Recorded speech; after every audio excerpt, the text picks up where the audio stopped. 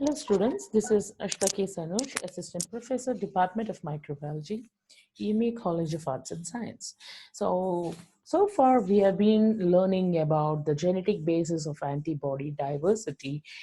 First video session actually mentioned about all the theories which were actually explaining why there is a diversity, some hypotheses which we accepted and which still actually continue it, and other things were actually proved wrong. And later on we actually learned about the gene organization, followed by a brief uh, video where I just mentioned about whole thing of what actually happens in the VDJ combination. And the next video we have seen how actually the VDJ combination occurs. So in this video, I'm just going to start by just briefing out the process of VDJ recombination, and then I'll be talking about somatic hypermutation. So as we have seen there, we have gene pool, like we have variable, we have diversity, and we have junction. Well, gene pools are present. So one part of this, say like it is D and J, which is going to recombine first. So one part of this and one part from this is going to combine, and then one part from this will come and join. So altogether it will be brought together. Right now, once you zoom in how they're going to recombine with each other, there is a rule which they have to follow, that is the 12-23, or in some books it is 22 base pairing rule. So what actually it is, so when you take, suppose we imagine the D2 and the J1 is okay, I'm going to just write here, J1 is going to go for the recombination. So it is the D2 will have RSS, apart from that it will have a RAG gene present. Okay, and here you have the same thing, J1 with RSS and the RAG gene. So in between, you just have to remember the RSS, it has a heptamer followed by 12. If it is 12 from this side, 12 base pair, it will be 22 from this side, right? That's how the rule works. Now, once it actually you pull these two part together, the in between part is going to make a nick, right? Now this rag is going to cut the nick. Yes, it is going to cut the nick, and all those things you remember, it happens in the DNA strand, right? So you have the D2, okay, then you have a small part of the RAG and the RSS, followed by you have J1 and a small part of RSS present here. Now the RAG gene of D2, it is going to make a nick in one of the double strand of the DNA, and it is going to release the hydroxyl ions from here, which is going to go and make the nick on the other side, right? So let me just write it down. RAG is going to make the first nick in one strand,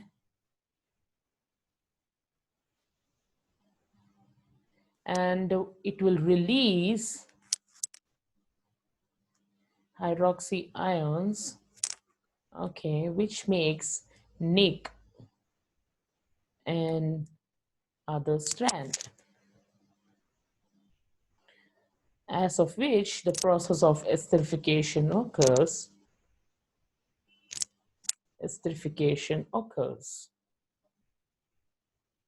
Now, as of which, what will the similar process, even here, the RAG is going to make a nick in one strand, then the OH release is going to make a nick in other strand. Now, what will happen, it will be like this, the D2, a small loop of RSS and RAG, and here you have the J1 and a small part of this. Now, in order to open this hair loop, another enzyme which is called Artemis comes to an action. So this enzyme is an endonuclease. Endonuclease, yes. Now this endonuclease, what it's going to do, it is going to open up this hairpin loop in such a way that it will not be having a systematic break. Okay, it will be like some D2 and G1. So sometimes break here, then here, maybe it will break here and here. Okay, randomly it is going to break. Now another enzyme, TDT, along with the polymerase, is going to come into action, and it is going to add nucleotide at these bases. Okay, so there will be no systematic addition, like it can be randomly added at any part of this, right? So that's why we call it as the junctional diversity. It is creating a junctional diversity by randomly adding nucleotides here. You can also say there will be palindromic sequence, so it is also called PNN nucleotide uh, addition. Now, once it has been added, okay, now the necessary next step is the next enzyme which comes to action is ligase, right? Ligase, which is going to close the nick, whatever has formed, and plus the double-stranded DNA repair enzyme also is going to come, and it is going to repair if there is any faulty base pairing. So finally, the D2 and J1 are combined, right? Along, so in similarly, even the V, say V2, okay, also combines in the similar way. So, and followed by this, you have the constant region, right? So constant region, you know what are the constant region? That is C mu. Just write, okay, here, okay, mu. Then you have C delta, then C gamma, C epsilon, then C alpha. So after which it will undergo transcription and mRNA is formed, and with the process of alternative splicing,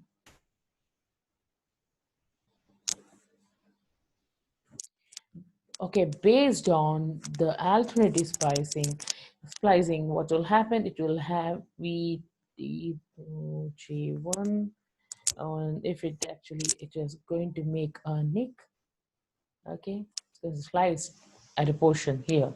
So if it's a C mu, then it will be IgM, and if it is, okay, let me just write it down like this, mu delta, it will be IgD, right? So after alternate splicing, this portion is being removed, and this is going to be staying at this moment.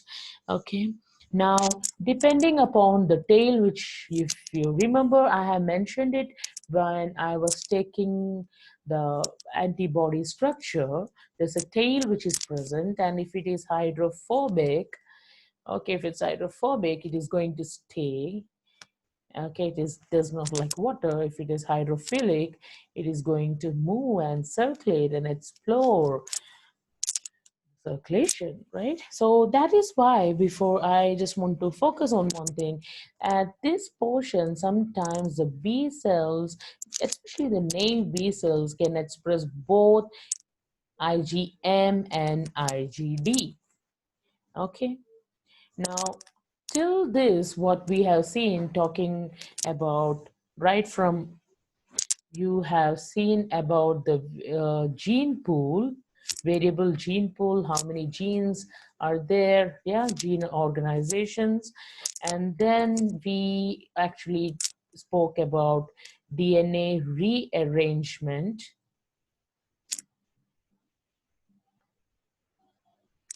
right? Then we have spoken about junctional diversity,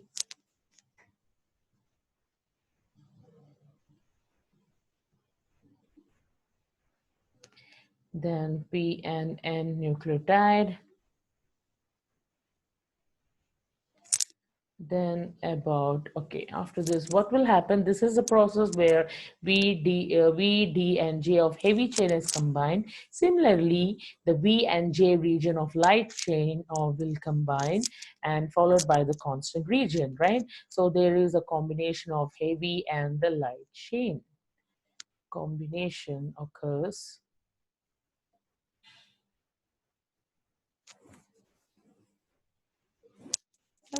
right?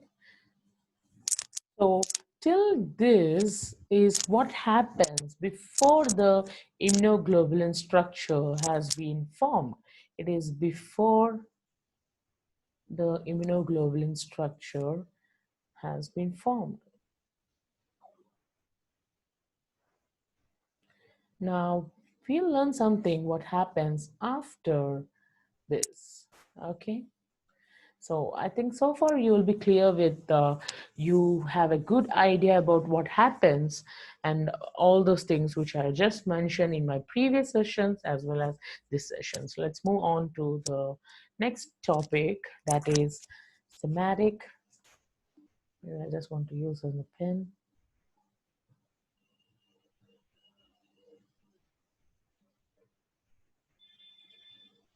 Now we'll talk about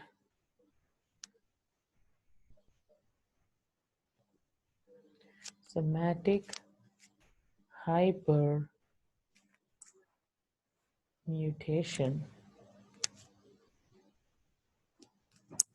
Okay.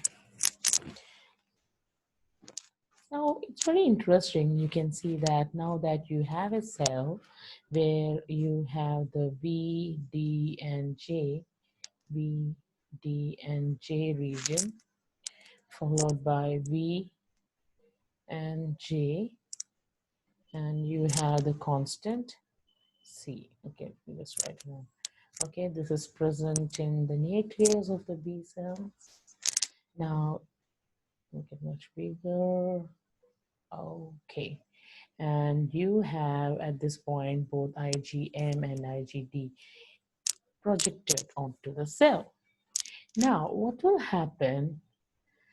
Dendritic cells, especially follicular dendritic cells, no other dendritic cells, it is just the follicular dendritic cells, it is going to present an antigen to the immunoglobulin present. Once it actually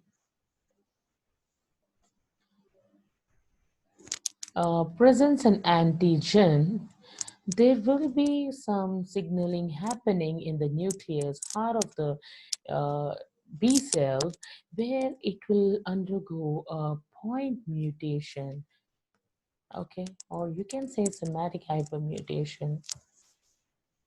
It undergoes, okay, let me just first say somatic hypermutation, hypermutation. Okay, so that means it's going to undergo a point mutation, right? That is, when the naive B cells or V cells are subjected to an antigen which are presented by a follicular dendritic cell.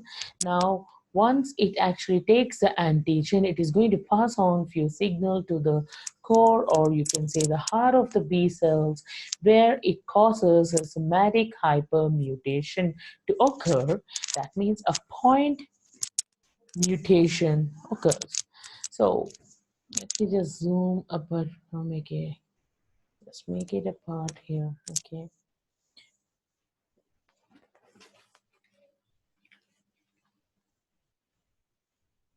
So if we take it, okay, let me just zoom the part. So what happens there? Obviously, you'll have the nucleotide bases present here. Okay. Now, So when I mention it, let me just say that there are many cells present, right? So the antigen where it is going to go and bind to that immunoglobulin, okay, and it is going to go and bind to the antibody, the perfect fit, okay, where it is going to perfectly fit, only that particular B cell is going to proliferate, right? That is, out of all the B cells which interact with the antigen, only the best B cell which can have a best fit for that particular antigen is going to get activated and then do the following. So I think you remember the process which this B cell undergo is called as clonal selection, right? So you just have to remember when I mentioned it, it's not that these only this cell, maybe out of many cells, okay, there are many B cells, and this cell was a lucky one which has the perfect fit for this particular antigen, right? So let's come back. Once the hypermutation, where a point mutation occurs, what happens when you zoom in to a particular region, you know it is made up of B cells, right? So suppose you have a base pair G and it is going to base pair with C. Okay, there is an enzyme which is called as AID, which is activation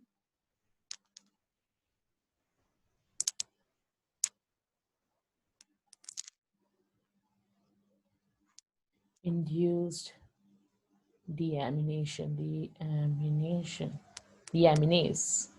Okay, now this is going to base pair with the guanine present in nucleotide. Okay, when it actually pairs up with the guanine, what will it do is it is going to remove the amine group from the cytosine. It is going to remove the amine group from the cytosine and make this, instead of C, it will make it to U. Okay, now it's U. That is, from C, when this amine group is removed, it makes it to U. Yes, it is not the correct base pairing. There is a mismatching occurring at this point. Okay, now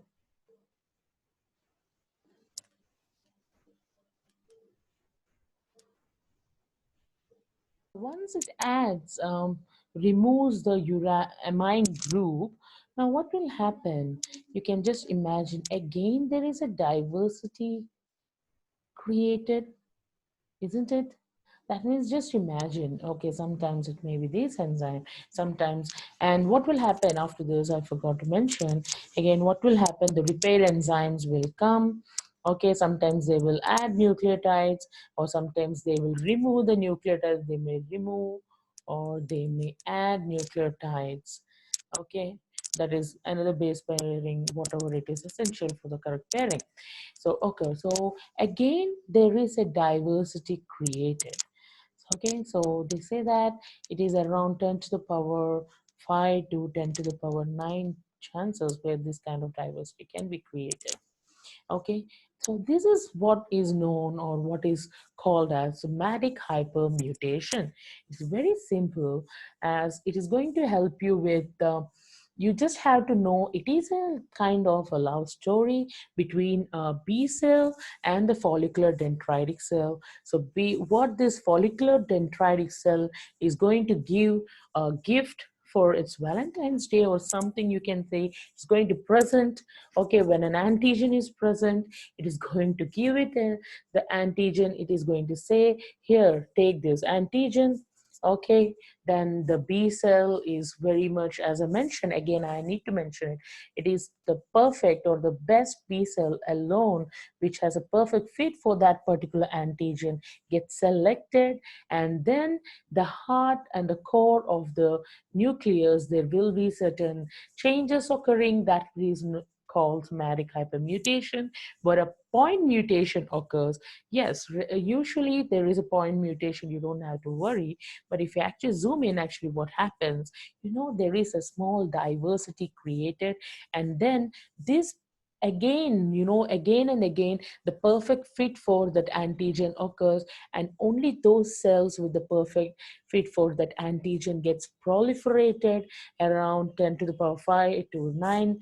Okay, and again what will happen, and it is going to do the rest of the killing of the pathogen from our immune system. Now let's see the next part which I want to mention is about class switching. So with this, we'll be winding up our classes on genetic basis of antibody diversity class switching.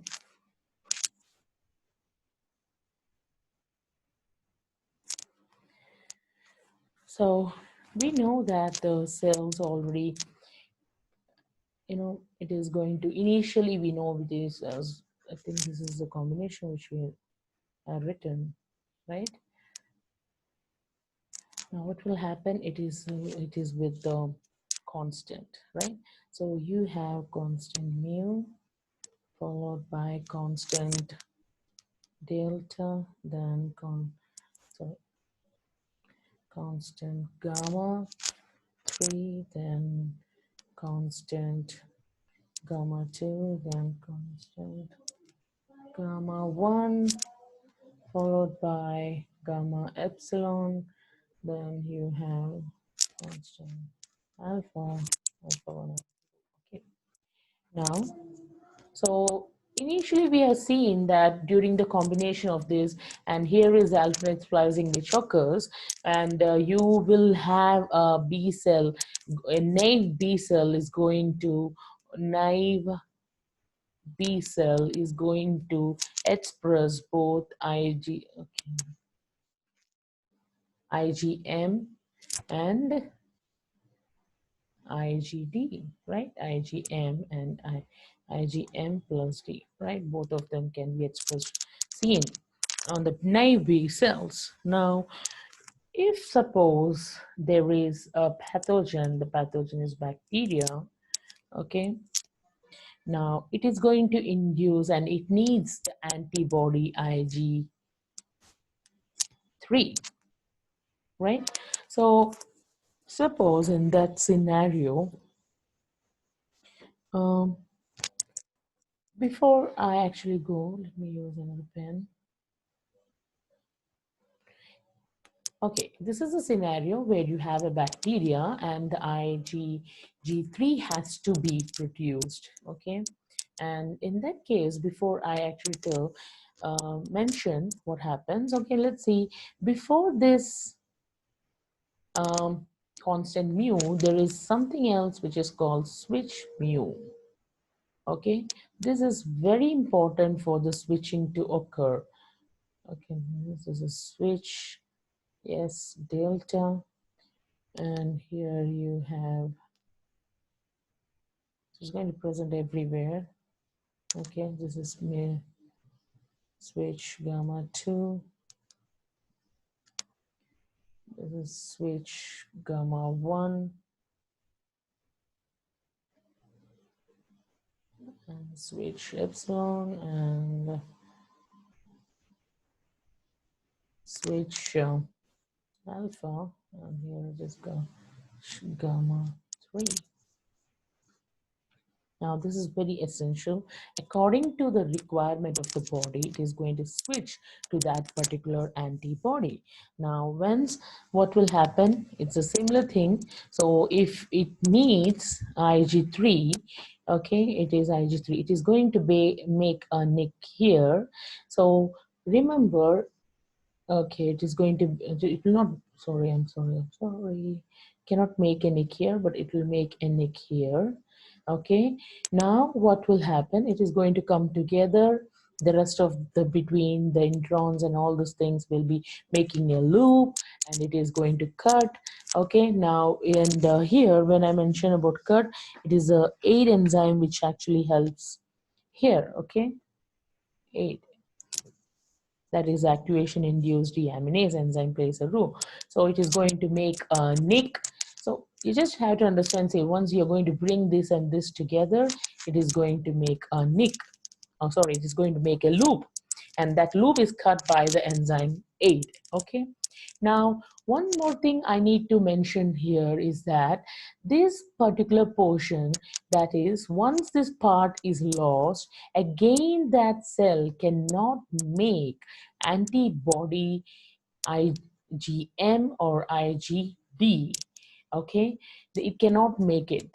The removed part, it cannot, does not have the gene, so it cannot make it, right? But it can make the rest of the portion which is present because the genes are present here, right? So that is how the class switching occurs. It's very simple. You just have to know once the VDJ and the VJ recombination occurs, and it is up to it actually depends upon the, usually if you see it is in the nail cell, both these things are expressed, but it is not always these antibodies are which are required by our immune system. So in case if it's a bacteria, IG3 has to be expressed. So with the enzyme, when it is going to combine with the heavy chain and the light chain, this portion gets forms a loop, and the loop and it aid enzyme cuts it, and this part gets removed from here. Okay, now what will happen, um, the rest here. Okay, now once the part which has been removed, that and cell cannot make that particular antibody, but it can make the rest of the genes which are available, can make the other antibodies, right? Now let's see, like if it is interleukin 4 or interleukin 5, IgE is expressed. If it is interleukin 5 and it is IgA. So I think you can just refer a few books and you'll know like which all things are essential. If it is elements, so it will be IgE, and if it is virus, it can be IgM or IgG1. So that's it. So based on this, okay, based on the requirement, our immune system is going to make immunoglobulin against it. So just this part where the previous part or previous genes which have been removed by the aid enzyme, so as they are removed, they cannot make that particular cell again, it cannot make that particular antibody, but the remaining genes which are present, and according to the requirement, it is going to make the antibodies. Okay, so with this we have finished our genetic basis of antibody diversity. I hope you have understood it very well. If there is any doubt, please let me know. Okay, thank you.